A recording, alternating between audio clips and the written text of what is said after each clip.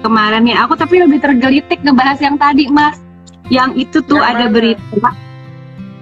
berita bahwa sudah ada yang sudah ada upaya mengawetkan jasad. Yang tadi itu Mas aku capture. Iya, Jadi udah banyak kenapa? orang yang tertarik untuk mengawetkan jasadnya supaya nanti bisa Heeh. kepakai lagi gitu. Itu gimana tuh Mas? Oh ya, segini Nah, yang namanya satu lagi mengawet. harga Ya, udah. jadi badan badan doang ada harganya 3,3 miliar. Kalau mau otaknya doang yang diawetin itu 1,3 miliar gitu Mas. Pripun Mas? Ya, itu pertama ya. Kalau sekarang itu mengawetkan itu ya, yang kalau disebut mengawetkan itu artinya bahan apa namanya tubuhnya itu masih bisa dipakai atau masih hidup, itu namanya dikerayu ya, dikerayu, dibekukan gitu ya, dibekukan seperti di film-film gitu. Dan itu memang bisa sih gitu ya. Jadi idenya itu adalah dikerayu itu dibekukan. Seperti apa? Seperti misalnya Kapten Amerika gitu ya. Kapten Amerika gitu ya. Kapten Amerika itu dia dibekukan terus kemudian dia hidup lagi. Ya itu cerita. Tapi kalau misalnya apakah memungkinkan seseorang itu dibekukan, ditidurkan, kemudian suatu saat 300 tahun lagi dibangunkan lagi dalam keadaan kondisi yang seperti ini. Itu secara ilmiah bisa dipertanggungjawabkan. Hanya belum pernah dilakukan seperti itu ya. Belum pernah ada yang berhasil kemudian orang ditidurkan terus dibekukan terus kemudian suatu saat dibangunkan lagi. Kayak film apa ya? Oh, film Passenger gitu ya. Film Passenger itu. Kamu suka nonton film nggak sih, Kak? Enggak mesti itu. Mungkin sukanya bikin film sendiri. Awas, kamu itu kan film amatir gitu ya. Terus kamu upload, terus kamu dihujat sama netizen, sama FBI. Aku memang kayaknya ini Mas jadi sasaran hujatan Kak Popo. Nah, Ya, terus itu. kalau film, nah terus gimana?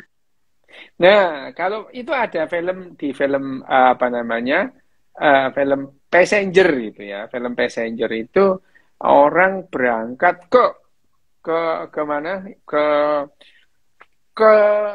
apa namanya, ke tata surya yang berbeda gitu ya, tata surya yang berbeda gitu. Terus kemudian semua dibekukan, ditidurkan dan dibekukan gitu ya, dibekukan. Lah kok ada yang bangun gitu. Ada yang bangun, dia membangunkan temennya gitu. Akhirnya mereka berantem gitu. Padahal ternyata mereka bangun itu ada manfaatnya. Kalau mereka seandainya dua orang itu nggak bangun, ya pesawatnya itu hancur gitu ya. Dan kemudian dia mati 300 tahun kemudian, setelah hampir nyampe ke tempat tujuannya itu, semua pada bangun gitu. Nah, dua orang ini sudah meninggal dan dianggap sebagai pahlawan. Itu adalah film Passenger. Nah, idenya itu seperti itu gitu ya. Idenya seperti itu, bahwa suatu saat badannya itu masih bisa dipakai lagi, otaknya masih dipakai lagi. Maksudnya itu dibangunkan lagi. Dengan catatan gitu ya. Ya, dengan catatan bahwa belum ada sel yang rusak gitu. Kalau otak itu ada yang rusak gitu, nggak usah jauh-jauh orang mati, orang stroke gitu ya. Orang stroke ada sebagian jaringan otaknya yang rusak, dia akan menjadi orang lain gitu ya. Dia berubah, bukan dirinya sendiri. Jadi kalau misalnya itu tadi idenya itu adalah krio ya, didinginkan, dikerayu, dibekukan gitu. Nah, tapi kalau ngomong-ngomong mengawetkan badan gitu, nah, mumi juga gitu diawetin ya, nggak busuk gitu, tapi ya mati gitu ya. Mumifikasi itu, mumifikasi itu ada yang terjadi secara spontan ya. Jadi jauh sebelum apa namanya, jauh sebelum orang-orang Mesir itu melakukan mumifikasi terhadap pasien-pasiennya, terhadap raja-rajanya itu ya, terhadap raja-rajanya itu, mereka itu sudah melihat adanya mumifikasi, apa namanya, mumifikasi spontan gitu ya. mumifikasi spontan. Jadi karena apa namanya udara yang kering gitu ya, panas itu bisa kemudian seseorang itu mengalami mumifikasi spontan gitu. Tanpa diapa-apain gitu ya, tanpa diapa-apain. Nah, pemikir-pemikir di zaman Mesir kuno itu mereka mencoba melakukan apa namanya, melakukan mumifikasi kepada semua raja-rajanya gitu. Dan proses itu proses mahal gitu ya. Mahal melakukan mumifikasi itu, yang dilakukan mumifikasi itu mahal itu. Mahal banget. Nah, makanya itu hanya dilakukan kepada raja-raja gitu ya. Raja-raja, terus kemudian pendeta gitu. Tapi ada ternyata mumi yang dilakukan secara mandiri gitu ya. Dia orang kaya tentunya, tapi bukan raja. Ditemukan itu muminya seseorang yang bukan raja, tapi orang kaya yang bisa membiayai mumifikasi. Tapi yang kamu sebutkan tadi itu adalah mengawetkan tubuhnya, itu ya, mewakilkan tubuhnya itu. Tapi ya mati gitu. Misalkan otaknya itu bisa nggak bekerja lagi? Lah selama otaknya belum mati ya bisa. Ini ya, kalau tidak pernah ada sampai sekarang itu orang yang mati batang otak sudah tidak ada aktivitas di otaknya kemudian aktif lagi. Itu tidak pernah ada, gitu ya. Nggak pernah ada. Itu kecuali tidur. Kalau tidur itu kan nggak mati. Ya, yang cryo itu pada dasarnya ditidurkan. Kira-kira gitu deh, Oke, untuk sementara tuh kayak gitu ya Mas ya. Tapi sebetulnya belum ada kan Mas yang pembuktian bahwa dengan mengawetkan itu terus nanti bisa dipakai lagi beberapa ratus tahun kemudian atau beberapa waktu kemudian. Kalau itu ditidurkan belum mati ya bisa. Kalau udah mati nggak bisa. Gitu. Kalau udah mati nggak bisa. Oke. Bisa, gitu. Nah, ini ada yang nanya, kenapa kalau bangun tidur itu kita nggak langsung sadar? Gimana cek? Kenapa kita kalau bangun tidur itu nggak langsung full sadar? Kenapa bertahap sadarnya, Mas? Ya, pertanyaannya ya aja sih. Oh enggak, itu ada yang nanya, cuma ini cepet banget aku nggak sempet. Iya, maksudnya ya dia aja yang kayak gitu. Aku enggak, melek langsung operasi juga nggak apa-apa. Gitu. Dia aja. Udah langsung melek, langsung operasi bisa. Tidur melek langsung baca lagi, langsung terima telepon, seger. Diskusi juga nggak apa-apa gitu. Ada juga orang yang baru bangun terus blow on. Oh, itu emang bakatnya blow on sih gitu. Bakatnya itu blow on. Berarti bisa aja. Aku kan sering baca kalau kita bangun tidur, apalagi yang udah berumur ya, pelan-pelan, jangan langsung gerusak-gerusuk, jangan langsung ngadek gitu Mas, harus bertahap. Itu kenapa tuh Mas? Ya nggak apa-apa, mau berdiri, mau lari juga nggak apa-apa sih gitu. Itu nasihatnya siapa itu? Nggak ada itu. Nggak apa-apa, kamu bangun langsung lari juga nggak apa-apa. Bangun main tinju juga boleh gitu, nggak apa-apa. Gitu. Bangun tidur suka langsung oleng. Kenapa ada somnabulisme membunuh? Apa sih? Tidak pernah ada somnabulisme. Somnabulisme melakukan pembunuhan pernah gitu ya.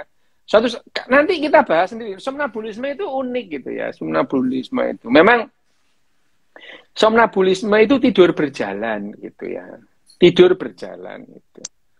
Memang iya pernah dilaporkan ada orang yang tidur berjalan sampai dia itu membunuh anggota keluarganya. Nah, dalam mimpinya dia itu berantem sama maling gitu. Dalam mimpinya itu. Tapi dia ternyata membunuh anggota keluarganya. Tapi itu sangat jarang ya. Pada umumnya orang somnabulisme itu mereka tidak membahayakan orang lain, malah membahayakan dirinya sendiri gitu. Membangunkan diri, membahayakan dirinya sendiri. Makanya kalau ada orang somnabulisme itu dipegang tangannya, dibawa ke tempat tidur biar dia tidur lagi gitu. Jadi nggak boleh dibangunin. Ya nggak apa-apa juga, tapi bingung nanti dia itu. Adikku tuh gitu, adikku tuh somnabulisme. Kalau somnabulisme itu dia bangun, terus kemudian buka lemari es, makan dia itu makan pisang, makan buah-buahan. Aku tahu itu tidur itu. Besoknya, Miss, gitu ya. Kamu kemarin ingat nggak? Enggak. Habis pisang 3, nggak ingat, bayangin aja. Kamu kenyang itu. Itu Kalau gitu bisa. somnambulisme. Oke. Nanti kita kata dokter. Apakah membangunkan orang somnambulisme membahayakan? Enggak bahaya gitu. Itu isunya, hoaxnya atau apa namanya, gosipnya itu kalau orang somnambulisme dibangunkan dia mati. Enggak apa-apa, dibangunkan enggak apa-apa. Tapi yang lebih bagus adalah pegang tangannya, sikunya, terus kemudian dituntun lagi ke kemana? Tidur. Ke tempat tidur, biarkan tidur gitu. Loh, pernah deh, gue tuh makan nasi goreng 1 piring dimakan gitu. Melek. Adekku itu ada nasi goreng bungkusan itu ya. Apa nasi goreng bungkusan terus kemudian dimakan sama dia gitu. Besoknya dia nggak ingat, tapi aku tahu adekku itu memang gitu. Untungnya cuma di rumah gitu. Di Jepang itu sempat pernah ada dilaporkan somnambulisme itu, dia itu naik kereta api sejauh 126 km. Balik lagi gitu ya, tidur lagi akhirnya gitu. Film Inception itu gimana, Dok? Ya itu film ya. Nggak gimana ya film gitu ya. Ya kita itu jangan belajar sains dari film gitu ya. Kalau belajar sains itu ya dari guru ilmu pengetahuan itu ya. Jadi kalau kita belajar sains ya dari guru sains, jangan guru agama itu ya. Jadi kalau kita belajar sains jangan belajar dari film Hollywood. Jangan dalam film dari drama Korea gitu ya. Jangan juga belajar dari guru agama gitu. Kalau belajar fikih, nah dari guru agama, belajar sains jangan gitu. Misalnya guru agama ditanya, Pak, alam semesta ini terjadinya gimana? Dia enggak tahu gitu. Orang nggak belajar sains gitu, ya gitu. Jadi kalau misalnya pada guru agama itu ya nanya, Pak, kalau ngentut puasa batal apa enggak? Lah itu sama guru agama gitu. Tapi kalau Pak, kentut itu mengandung apa? Jangan tanya guru agama, tanya guru biologi gitu. Ya, paham gitu. Paham. Nah, tadi ada yang tanya juga, ada ngomongin agama. Kenapa manusia itu harus ada? Kenapa manusia itu harus ada? Dari seperti pet. Pertanyaannya dari seperti pet. Ya nggak harus sih, kamu nggak ada juga nggak apa-apa. Gitu. Bumi ini kamu nggak ada juga nggak apa-apa, jangan sok penting gitu ya. Nggak usah sok penting. Nggak usah, jangan sok penting. Manusia ini nggak ada juga nggak apa-apa kok, bumi santai-santai aja gitu. Ya bumi ini pernah nggak ada manusia ya nggak apa-apa. Manusia itu muncul secara evolusioner sekitar 350 tahun yang lalu gitu ya. Ya itu dulunya nggak ada gitu. Nah suatu saat juga nggak ada gitu ya. Jadi nggak harus ada. Siapa yang mengharuskan ada? Mesti ada, nggak mesti. Kamu nggak ada juga nggak apa-apa. Jangan sok penting lah. Ya. Oke, jangan sok penting tuh Mas tadi. Nah, lagi nih masuk ke Mas Fukjiang. Dok, awal pembentukan kehidupan terjadinya sel pertama apa sudah diketahui? Gini ya, penjelasan mengenai sel pertama itu ya. Sekarang kalau kita mengatakan diketahui, ya itu namanya kita itu menjelaskan dengan teori ilmiah gitu. Bahwa kalau kita mengatakan teori yang paling bisa diterima sekarang adalah yang namanya primordial sub atau subpurba gitu ya. Jadi di bumi ini ya dulu sekitar 4,5 miliar tahun, 6 miliar tahun yang lalu. Itu yang namanya bumi itu penuh dengan yang namanya lautan itu ya. Lautan itu lautan berisi dengan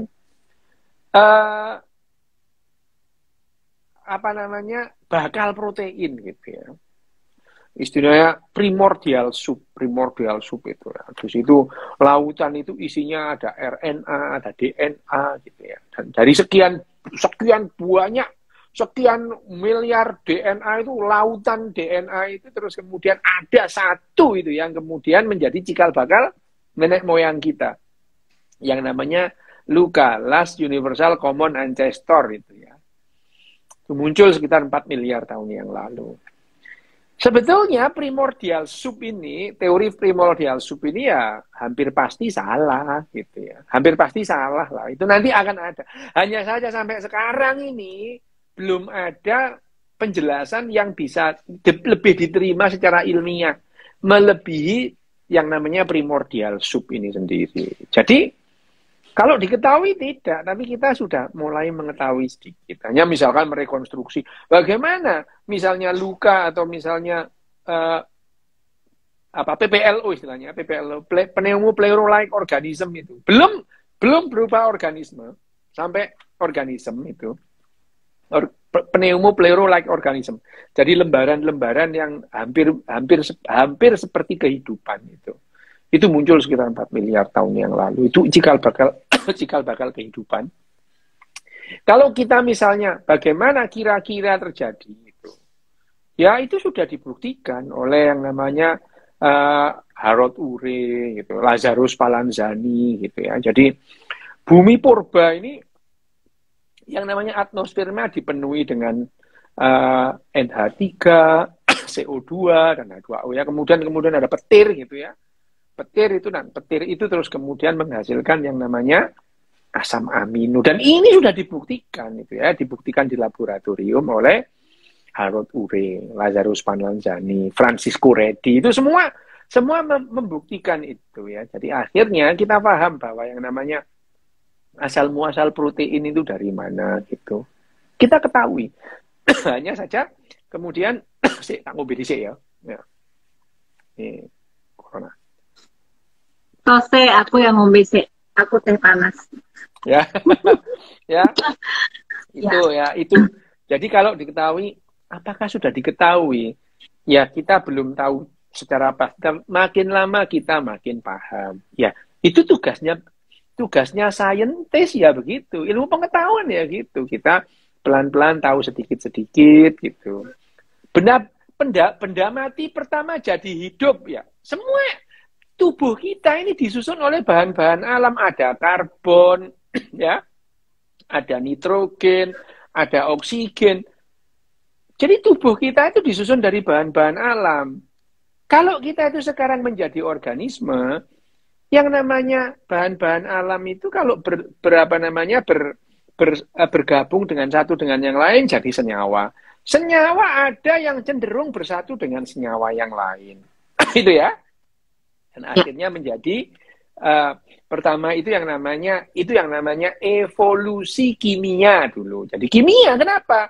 Dari karbon, dari natrium hidroksida NH3 itu ya, amonia, terus kemudian ketemu dengan CO2, ketemu dengan H2 gitu ya. Terus kemudian menjadi yang namanya protein. Itu mengalami yang namanya evolusi kimia gitu. Evolusi kimia gitu ya. Evolusi kimia pada suatu saat sampai akhirnya pada saat menjadi RNA, kemudian RNA itu lebih stabil lagi menjadi DNA gitu ya. Dari sekian miliaran ya, triliunan lautan DNA dan RNA di primordial soup itu ada satu yang kemudian menjadi cikal bakal kehidupan bareng-bareng, itu namanya LUCA, last universal common ancestor, itu nenek moyang kita bersama itu. Itu yang namanya, jadi dari bahan-bahan fisika, terus mengalami evolusi kimia, terus kemudian mengalami evolusi biologi. Dari mulai yang namanya luka, kemudian menjadi bakteri, gitu ya. Dari bakteri menjadi bakteri makan bakteri, ya. Bakteri makan bakteri, gitu ya. Bakteri makan bakteri. Bakteri itu saling makan juga, itu. Bakteri makan bakteri. Terus ada bakteri yang tidak dicerna secara sempurna oleh bakteri yang memakan. Nah, ini yang jadi yang namanya mitokondria, gitu. Jadi mitokondria itu adalah bakteri yang dimakan oleh bakteri lain, tidak dicerna secara menyeluruh. Ini cikal bakal dari binatang gitu. Nah, yang begini nih ada yang memakan lagi bakteri lain dan tidak menjadi tidak dicerna secara penuh, jadilah terus kemudian plastida. Nah, ini cikal bakal klorofil. Nah, ini ada pada tumbuh-tumbuhan gitu. Jadi nenek moyang tumbuh-tumbuhan dengan nenek moyang binatang lebih dulu mana? Lebih dulu nenek moyang binatang gitu ya. Nenek moyang binatang gitu. Jadi tumbuh-tumbuhan itu ya termasuk saudara kita gitu ya, saudara kalau dari dulunya gitu. Jadi itu adalah penjelasan-penjelasan dan itu bisa diteliti secara biologi molekuler. Jadi kita bisa itu menganalisa gitu. Wah, saya nggak setuju lah. Kalau kamu nggak setuju, ya harus mengajukan teori lain yang punya bukti gitu. Bukan loh, pokoknya nggak setuju lah. Ya wis, itu senengane gitu. Wah, salah itu. Lah sing bener gimana? Wis pokoknya salah. Yang bener ya belum tahu. Wah, itu kelakuannya orang-orang kayak gitu ya. Itu. Binatang iya. Lu tua binatang dibanding hewan. Bedanya hewan sama binatang apa ya? Itu. Oh, tumbuhan, ya. Tumbuhan belakangan gitu ya. Tumbuhan belakangan karena klorofil itu belakangan ada. Ya meskipun akhirnya ya binatang dan tumbuhan itu berevolusi secara berbeda gitu. Tumbuhan bisa yang namanya berfotosintesa. Binatang tidak bisa gitu ya.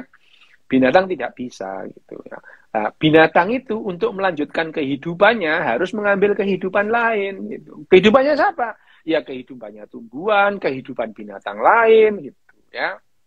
Gitu. Jadi ya manusia makan manusia dengan manusia makan kentang itu pada dasarnya sama. Kenapa? Iya. Ya kayak manusia. Ya, manusia ini ya binatang gitu. Manusia itu binatang. Gitu ya. Itu penjelasannya. Jadi itu adalah nenek moyang kita bersama. Apakah ini sudah terbukti secara biologi? Sudah gitu. Berarti karnivora lebih dulu. Loh yang enggak gitu caranya mikir gitu ya. Enggak gitu ya itu. Ini bareng yang namanya bakteri ya, bakteri nenek moyang binatang itu lebih tua dari bakteri nenek moyang tumbuhan. Karena tumbuhan dan binatang ini nenek moyangnya sama gitu. Bakteri yang makan bakteri lain, terus kemudian jadi mitokondria gitu. Nah, nenek moyang ini kemudian dia makan bakteri lain. Nah, ada yang makan bakteri lain jadi nenek moyangnya tumbuhan. Jadi nenek moyangnya tumbuhan itu pecahan dari nenek moyang kita gitu. Dari nenek moyangnya binatang. Mengalami pecahan setelah dia makan bakteri lain tidak bisa dicerna secara sepenuhnya jadi cikal bakal klorofil itu gitu. Nah, jamur beda lagi gitu ya. Beda lagi. Jadi ya yang namanya jamur itu adalah kerajaan sendiri. Tumbuhan kerajaan sendiri, binatang kerajaan tersendiri. Jadi jamur itu bukan tumbuhan gitu ya. Jamur itu beda, fungi itu beda gitu ya. Gitu. Agak mumet. Oke, sip Mas matur nuwun. Semoga menjawab ya tadi Mas siapa tadi tuh? Aku lupa. Mas seperti Pet. Oke. Seperti Pet namanya Mas, nama IG. Iya, seperti Pet. Ya, seperti Pet. Dok, bisa nggak sih ini dari Mas Komang, Mas Komang Damagita. Dok, bisa nggak sih kita deteksi psikopat? Takut kalau jodohku ternyata psikopat. Pertanyaan. Bisa. Gampang bisa. Gampang mendeteksi psikopat itu. Biarin aja. Salah satunya apa, Dok? Satu pertanyaan, kalau ada lampu merah nerobos, itu psikopat. Aku dong. Nah, iya, itu psikopat. Jadi kalau ada lampu merah pakai bahu jalan nerobos, juga psikopat. Pokoknya orang yang mengambil bukan haknya, itu psikopat. Gitu. Gampang kan itu. Orang itu perlu menghilangkan atau mematikan yang namanya empatinya untuk mengambil barangnya orang. Itu perlu diambil. Gitu ya. Haknya orang itu perlu diambil. Jadi misalkan hanya orang psikopat yang menerabas lampu merah. Gitu. Jadi orang menerabas lampu merah itu psikopat ya. Tapi psikopat itu kan ada gradasinya ya. Ada yang psikopat murni sampai bunuh orang itu tanpa emosi gitu. Pertanyaannya, Kamu pernah nggak merasa bersalah itu ngerobos lampu merah? Kalau kamu nggak bersalah ya emang psikopat sih kamu gitu itu ya. Nggak, nggak ada orang itu, terus saja gitu ya. Ada tanda dilarang masuk, masuk aja. Itu psikopat, gitu. Psikopat rendah. Nah itu psikopat. Jadi ciri-cirinya gampang ya Mas. Sesimpel orang kalau iya. merah itu termasuk psikopat. Mungkin ada psikopat versi versi minor kali ya, Mas. Iya, psikopat itu adalah orang yang kesulitan atau otaknya itu kesulitan untuk berempati gitu, ya. Itu jadi empati dan psikopat itu adalah dua hal yang berlawanan gitu ya. Otaknya itu kesulitan untuk berempati gitu ya. Ada orang kesusahan malah terus kamu kurang bersyukur deh. Itu psikopat gitu ya. Orang kesusahan bukan malah dihibur malah dicaci maki gitu ya. Nah itu. Jadi mesti putusin pacar. Lah, yang mesti mutusin papa enggak? Yang mengharuskan putus siapa itu? Nggak apa-apa itu ya. Orang psikopat juga banyak yang punya anak itu. Banyak gitu. Coba ya, sebetulnya KDRT itu adalah hal yang umum loh sebetulnya. Ya, tapi itu seperti fenomena gunung es saja. Yang muncul di permukaan itu sedikit gitu. Yang banyak ini nggak berani ngomong gitu. Nggak berani ngomong gitu. Loh, gitu itu. Aku itu punya teman dulu itu waktu mahasiswa itu. Mereka itu sejak pacaran sudah dipukulin perempuannya itu gitu. Loh, akhirnya menikah loh itu. Menikah gitu. Akhirnya menikah, terus kemudian sempat cerai, terus kemudian aku bilang, alah paling kamu nanti ya kangen. Beneran itu, 2 tahun rujuk lagi gitu. Ya dikamplengin lagi gitu.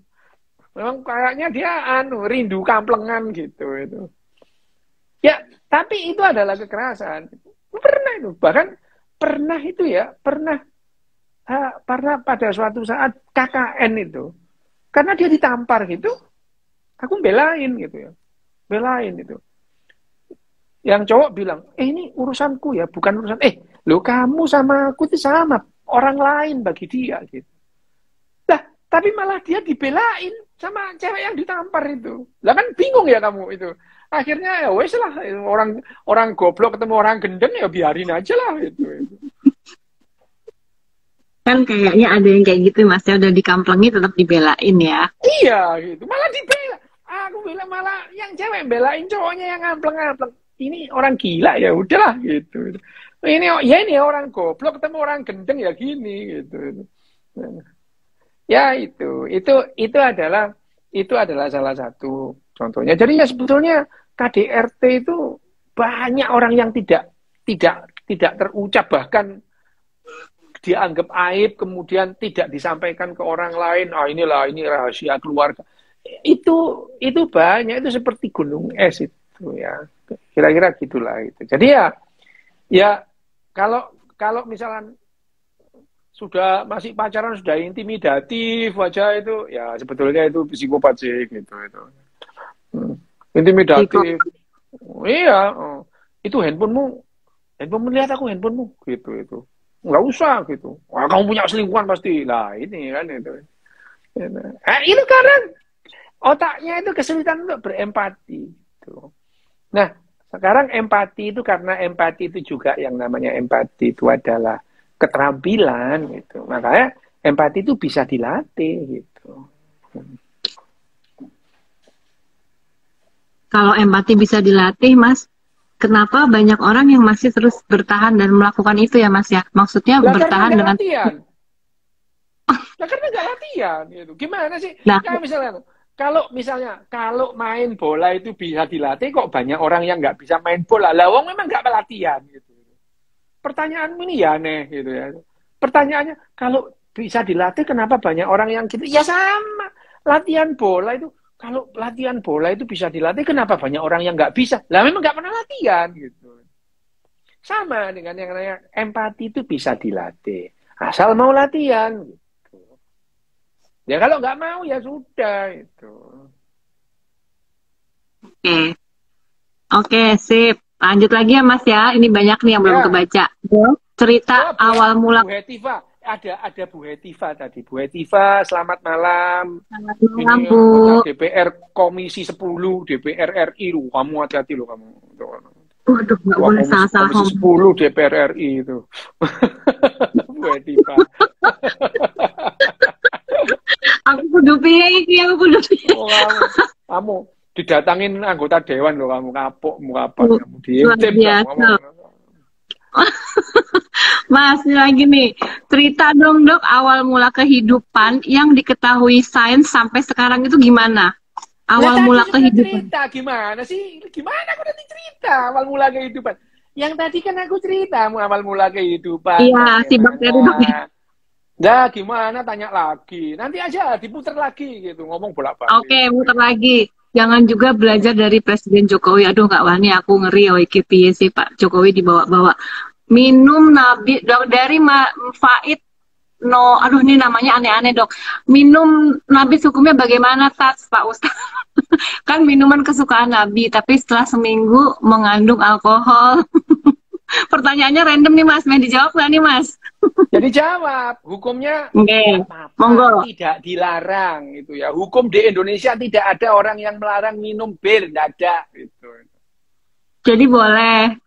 Lah di Indonesia itu. Jangan coba-coba kamu di Iran atau di Afghanistan gitu, kamu dipancung nanti gitu. Di Indonesia nggak apa-apa gitu. Di Indonesia nggak apa-apa. Oke Mas, menjawab ya, sudah ya. Lagi nih dari Cimikilua. Ini fansnya Dokdes, nama akun Instagramnya aneh-aneh ya. Malam Dokdes, bagaimana menurut dokter mengenai heart problem of consciousness? Aku jadi beribet. Consciousness itu ya. Ya, yang namanya consciousness atau kesadaran itu ya kita udah paham lah. Yang namanya kesadaran itu adalah yang namanya hasil atau kerja mental kita, yang namanya consciousness. Itu ada dalam yang namanya lautan mental itu. Lautan mental itu ada yang namanya kesadaran di situ, kesadaran. Nah, kesadaran manusia itu berbeda dengan kesadaran binatang yang lain gitu. Antara Ike dengan aku ini kesadarannya berbeda gitu. Ike memandang dunia dan aku memandang dunia itu beda gitu ya. Itu yang namanya consciousness, kesadaran gitu. Jadi itu ada yang namanya lautan kesadaran. Nah, memang sekarang kesadaran manusia ini sendiri kita belum persis tahu bagaimana yang namanya algoritmanya gitu. Meskipun kerja otak yang lain kita sudah tahu algoritmanya gitu. Algoritmanya itu misalnya algoritma emosi gitu. Neuroscience sudah paham gitu. Algoritma nyeri, algoritma mengambil keputusan, algoritma rasional itu paham. Hanya algoritma kesadaran itu kita belum paham secara penuh gitu. Dan karena kita itu belum paham, makanya kita belum bisa membuat robot itu yang punya kesadaran gitu. Nggak bisa gitu. Tapi meskipun tidak punya kesadaran, apakah robot itu bisa mengenali tuannya? Bisa itu. Handphonemu ini kan mengenali tuannya itu. Dan kamu pakai wajah, dia kenal pakai wajahnya terus kemudian itu. Jadi mengenali tuannya, mengenali orang. Itu biasa.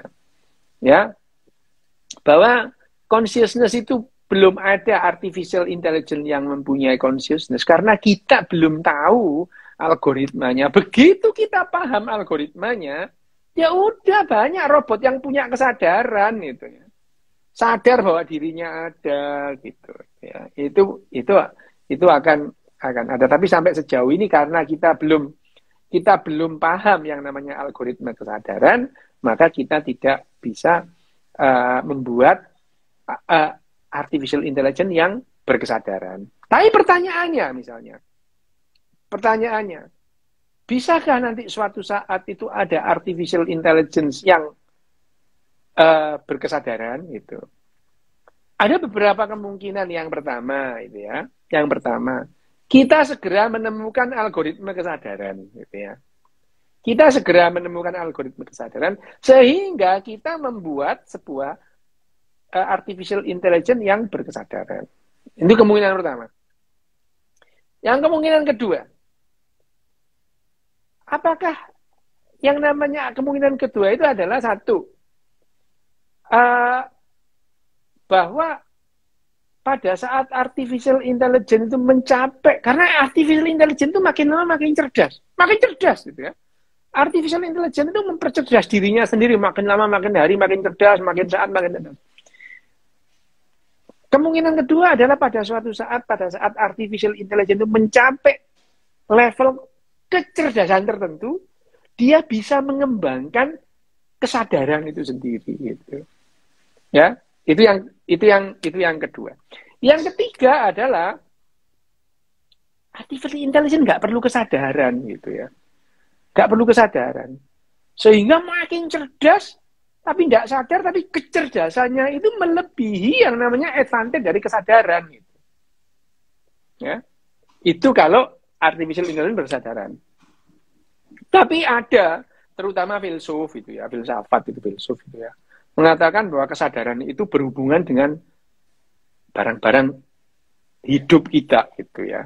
Hidup itu yang namanya organisme. Sehingga bagi orang-orang yang seperti ini sampai kapanpun ya tidak ada artificial intelligence yang berkesadaran gitu. Itu adalah yang lain. Tapi bisa yang 3 tadi itu, yang paling mungkin itu 3 gitu ya. Itu. Dan suatu saat bisa saja yang namanya tidak punya kesadaran seperti kita, tapi dia jauh lebih cerdas dan tidak perlu gitu. Mereka bisa menganalisa dengan segala macam algoritma tanpa algoritma kesadaran gitu ya. Bahkan algoritma mereka melebihi dari advantage dari kesadaran sendiri. Sementara sebetulnya kesadaran ini adalah kesadaran kita itu sebetulnya efek samping gitu ya. Efek samping itu. Efek samping. Jadi tidak ada manfaatnya sebetulnya gitu ya. Manfaatnya seperti gini loh. Jadi gambaran kesadaran itu seperti suara raungan mesin jet gitu. Raungannya tuh wang gitu. Ya sebetulnya pesawat itu nggak ada raungan itu juga nggak apa-apa sih gitu, nggak penting gitu.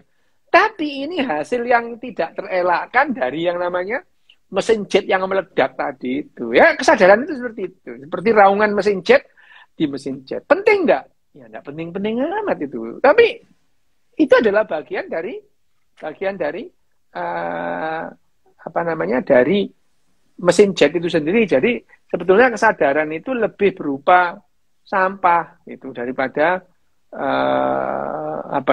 produksi utama gitu. Kenapa?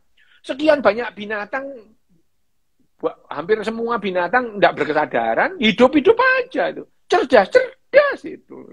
Cerdas itu. Hanya saja akhirnya ya itu ada bukunya itu bagus itu, buku Mark Life 3.0 itu ya. Itu buku bagus itu. Nah, ada juga akhirnya binatang-binatang yang berkesadaran gitu ya itu. Ya, binatang-binatang yang berkesadaran. Iya, sampai evolusi itu efek samping gitu ya, sampai evolusi gitu ya. Jadi ya berkesadaran. Binatang-binatang yang berkesadaran itu sampai sekarang teridentifikasi ada 5 binatang yang berkesadaran pada umumnya ya, pada umumnya. Semuanya mamalia gitu ya. Semuanya mamalia. Mamalia. Apa aja itu? Ya itu tadi dolphin gitu, terus kemudian bonobo, simpanse, orangutan dan manusia. Ini adalah binatang-binatang yang mempunyai kesadaran. Sadar bahwa dirinya ada. Pertanyaannya, apakah kesadaran bahwa dirinya ada itu memberikan keuntungan atau kelebihan ketimbang yang tidak? Ya belum tentu gitu. Belum tentu gitu. Belum tentu. Misalnya kecoa, itu kecoa nggak punya kesadaran. Tapi selama 250 juta tahun kecoa bertahan loh. 250 juta tahun itu. Jarang gitu ya. Binatang-binatang gede nggak ada yang seperti itu. Gitu ya. Manusia Homo sapien ini baru ada 350 ribu tahun yang lalu. Manusia-manusia lain yang sepantaran dengan manusia sapien ini, manusia Neanderthal, manusia Denisovan, terus manusia Floresensis, Luzonensis itu naledi itu itu semua udah punah. Tinggal manusia sapien ini yang belum punah itu. Tinggal manusia sapien yang belum punah. Hampir punah berkali-kali gitu ya. Hampir punah. Pada saat Gunung Toba meletus, Gunung Toba itu pernah meletus gitu ya. Gitu ya. Mengubah yang namanya suhu bumi. Diperkirakan Homo sapien itu hanya tidak lebih dari 5.000 orang seluruh dunia gitu. Ya. Oh, berkembang lagi gitu ya. Sekarang beranak pinak wis tambah gak karu-karuan gitu ya. Nah, kira-kira gitu deh ya. Iya. Jadi tadi mamalia ya dok ya, termasuk ya 5 termasuk manusia. Jadi makanya dolphin juga dibilang mamalia ya dok ya. Ternyata bisa bagian. Dolphin itu mamalia bukan ikan itu ya. Aku dulu pernah guruku marah bilang itu. Ikan paus bernapas dengan apa? Loh, ikan paus itu bukan ikan pak. Itu paus itu mamalia, bukan Pisces itu. Marah dia. Ya, namanya kan ikan paus. Bukan paus itu bukan ikan. Kalau ikan itu ya mujair itu ikan itu ya. Pisces, tapi paus itu bukan ikan. Dolphin itu juga bukan ikan. Kita ngomong ikan lumba-lumba gitu ya. Ikan lumba-lumba. Loh, lumba-lumba itu bukan ikan itu ya. Ikan duyung itu. Loh itu mamalia itu. Kalau putri duyung itu beda lagi itu ya. Nggak mau komen putri duyung aku. Mas, Mama Turno lanjut lagi ya mas. Pertanyaan dari Mas Bayu. Dok, kenapa ini bersehubungan dengan harga obat-obatan nih? Dok, kenapa harga obat beda-beda, padahal kandungannya sama? Contoh yang lebih sering tuh vitamin C. Dan boleh nggak sih kita hanya makan suplemen makanan aja untuk mencukupi kebutuhan sehari-hari? Makan suplemen doang, Mas. Yang pertama, kenapa obat itu harganya beda-beda? Lah wong handphone aja juga beda kok. Gimana sih itu? Apa? Itu pertanyaannya aneh itu ya. Wong nasi pecel aja beda-beda itu ya. Nasi pecel apa Karanggayam sama nasi pecel Darmo Kali beda kok harganya itu. Jadi lo isinya sama, bumbunya ya bumbu pecel. Di dalamnya juga ada apa sayur-sayuran gitu. Jadi itu pertanyaannya ya sama dengan kenapa handphone itu sama bisa dipakai kok harganya beda-beda? Ini sama jawabannya, ya. Itu. Terus kalau misalnya ditanya kita makan suplemen, lah ya namanya suplemen. Suplemen itu dimakan boleh, nggak dimakan juga nggak apa-apa, gitu. Yang harus kita konsumsi tiap hari namanya nutrisi, gitu, ya. Jadi yang namanya suplemen itu tidak bisa menggantikan fungsi nutrisi itu. Nutrisi itu apa? Nutrisi karbohidrat, protein itu ya itu.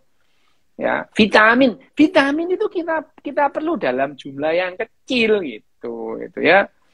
Gitu itu. Jadi ya perlu gitu. Jadi kalau gitu kita makan suplemen ya cobaan aja kalau kamu nggak mati gitu. Matilah makan suplemen nggak makan nasi gitu. Ya, ini cara berpikirnya ajaib gitu ya. Bisa nggak kita makan suplemen? Ya nggak gitu cara mikirnya gitu. Suplemen itu, yang namanya suplemen gitu ya, dikonsumsi boleh, enggak juga nggak apa-apa. Kita perlu cuma sedikit banget gitu ya. Ya, misalnya zinc gitu ya, zinc, SZN, zinc gitu ya. Kita perlu nggak? Ya perlu tapi dikit gitu. Bukan lantas kita makan kanopinya karpot untuk memenuhi kebutuhan seng kita gitu ya. Zat besi kita perlu. Ya tapi terus jangan makan jembatan itu. Kita makan bayam itu sudah cukup zat besinya gitu. Makan jembatan kenapa? Mengandung zat besi. Ya nggak gitu cara mikirnya gitu ya. Itu.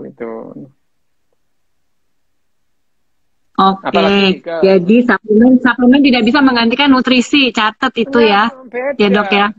Beda, nutrisi dan suplemen itu dua hal yang berbeda, gitu ya. Oke, siap lagi nih masih dari Mas Dwi Heru. Aku random ya yang beruntung aja yang dibacain soalnya banyak banget. Mas Dwi Heru bertanya, dok, bagaimana ilmu neuroscience memandang ilmu ekonomi? Ya bahwa yang namanya neuroekonomi itu ada neuroscience yang membahas ekonomi itu. Bagaimana otak kita merespon kegiatan-kegiatan atau tindakan atau sikap-sikap ekonomi. Ada itu. Salah satunya contoh apa? Yang digunakan oleh orang-orang di awal tahun 2000-an, bagaimana orang beriklan. Iklan kan ekonomi bukan? Iklan. Jadi tahun 2000-an itu iklan sudah berbeda dengan tahun 1900-an. Itu beda gitu. Iklan itu bukan mengatakan, kalau tahun 2000 itu tidak mengatakan bahwa produk kita bagus, produk kita paling bagus gitu. Tapi iklan-iklan tahun 2000-an itu selain produk kita jelek semua gitu. Itu adalah bagaimana otak kita tuh merespon ekonomi gitu. Jadi ada neuroekonomi itu ada itu. Bagaimana otak kita itu merespon. Contoh lagi. Orang Korea itu melakukan yang namanya neuroekonomi itu. Sehingga mereka jualan, kita yang beli gitu. Kita yang beli gitu. Dari mana belinya? Kamu tiap hari itu ngupload atau ngerekam yang namanya Jimin sama Jungkook gerak-gerak gitu itu ya. Itu mereka jualan itu ya. Itu mereka jualan, kita beli. Ya, tapi ya memang begitu. Jualan itu ada yang jual, ada yang beli. Ekonomi memang begitu gitu ya. Terus kita dipuk-puk, wah kalian army hebat, wah seneng dia panggil army itu seneng gitu. Padahal Pam Swakarsa aja enggak itu. Army apaan gitu. Tapi ya dengan army gitu, wah bangga ya, kami army gitu. Army opo gitu. Tapi ya enggak apa-apa. Itu adalah bagian dari yang namanya neuroekonomi gitu ya. Kalau kalian itu fans berat BTS ya, sadarilah kalian itu sudah terbawa oleh yang namanya strategi neuroekonomi tadi gitu. Ya nggak apa-apa juga itu memutar roda ekonomi gitu. Fans MU sama aja dengan fans Persema, sama dengan Arsenal, sama itu. Kamu kira kamu kalau fans Arsenal itu terus kemudian kalau kamu mati tuh pemain Arsenal sedih? Nggak kenal gitu ya. Nggak kenal gitu. Nggak kenal gitu. Wow, apa fans MU lah. Kan MU apaan itu loh. MU itu nggak ada. Kalau nggak ada kamu, MU itu kekurangan gitu. Kenapa? Nah kamu yang beli kostum, nonton TV, bal-balan nonton itu. Kamu berantem antara fans MU sama fans Arsenal berantem. Itu ajaib itu ya. Padahal ya, yang namanya sepak bola, pelatih dan pemain itu seperti politikus itu. Pindah-pindah klub itu biasa. Pemain dan pelatih sepak bola itu pindah-pindah klub itu biasa. Seperti elit politik itu pindah-pindah parpol itu biasa gitu. Yang nggak bisa pindah itu fans itu. Nggak bisa itu. Yang namanya Cristiano Ronaldo dulu pernah yang namanya di MU terus pindahlah ke Spanyol. Nanti sebentar lagi pindah ke Italia. Nggak apa-apa gitu. Yang nggak bisa itu kan fans MU itu kalau fansnya MU itu kalau Ronaldo pergi dia nggak suka sama Ronaldo. Wah MU sama itu sama Arema Persebaya itu sama persis itu. Loh kenal aja enggak gitu ya sama Jimin sama Jungkook itu kenal kamu aja enggak gitu. Kenal enggak gitu. Nah itu yang namanya parasocial relationship disorder gitu. Ya GGMU itu Mas Abu Marlu, GGMU apaan GGMU apa gitu ya. Kalau saya sih tidak, saya ini tidak ngefans itu, menikmati gitu ya. Kalah ya syukur, menang ya nggak apa-apa gitu. Ya tapi ya orang kayak saya kan kelainan ya emang ya itu apa enggak normal gitu. Ya meskipun saya pernah jadi lurahnya rombongan Persebaya, pernah itu. Lurah supporter Persebaya itu aku pernah jadi lurahnya itu. Dari Surabaya ke Jakarta gitu. Pernah itu. Ya meskipun ya lihat kelakuannya ya males lah gitu ya itu. Nah, tapi pada umumnya kemarin saya sempat bahas sama Ngomandan itu. Kenapa begitu? Karena ya manusia itu tidak dirancang oleh alam semesta itu untuk berkumpul dalam jumlah yang banyak gitu ya. Pada dasarnya kita ini soliter. Tapi kalau kita itu bergerombol, kita itu cenderung agresif gitu. Manusia itu cenderung agresif kalau bergerombol gitu. Kenapa? Karena nenek moyang kita itu kalau bergerombol, itu tujuannya berburu gitu, mencari makan, atau kemudian dia melawan kelompok yang lain yang menyerang gitu. Jadi yang namanya tujuannya manusia bergerombol itu dulunya memang agresif itu. Makanya jangan heran kalau sekarang itu ada anak-anak di rumah kayak kucing kurus mandi di papan gitu ya. Begitu gerombol, kusadis itu. Baca orang, teriak-teriak gitu ya. Gitu. Begitu di rumah, keciduk gitu langsung, maaf, tanda tangan materai gitu. Itu pada udah umum udah gitu ya. Itu adalah sifat manusia dan kita ini ya seperti tadi itu. Begitu army itu yang ngelompok itu, wah mereka itu kayak kekuatan yang luar biasa itu. Kan itu pernah itu apa namanya akun Twitterku diserbu armian itu ya 6.000 army dalam waktu 3 jam itu. Wah, kerubutukan gitu. Ya itu sebetulnya ini loh buktinya bahwa yang namanya para social relationship disorder ditambah dengan hooliganism tadi itu. Ya jadilah ini. Tapi itu bisa diredam, kecenderungan agresif kita itu bisa kita redam gitu. Dengan apa? Dengan latihan itu diredam. Jadi pada saat berkerumun itu terus kemudian kecenderungan agresif itu bisa diredam itu, bisa dilatih itu. Latihan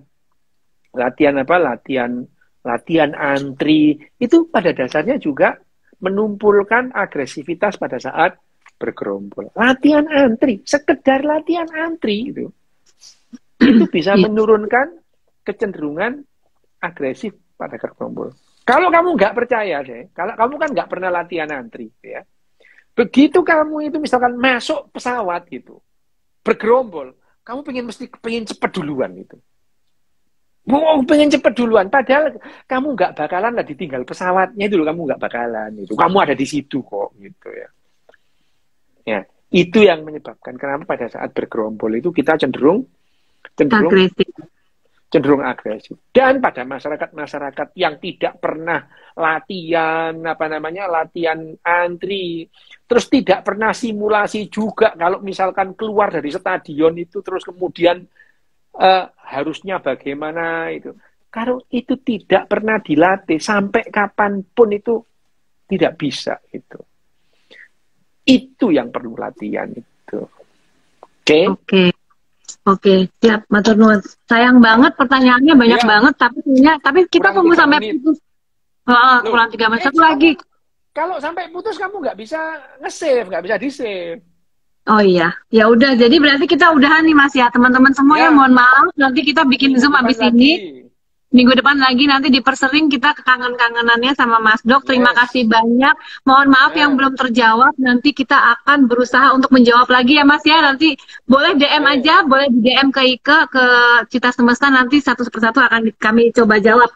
Matur nuwun semuanya. Terima kasih yang sudah itu di-follow-in semua itu orang-orang yang habis ini tak follow semua. Terima kasih ada 193 orang yang nonton kita malam ini. Semoga bermanfaat teman-teman semua. Salam sehat. Aku pamit Mas Rio, matur nuwun sangat. Sampai ketemu. Dadah. Assalamualaikum warahmatullahi wabarakatuh. Terima kasih.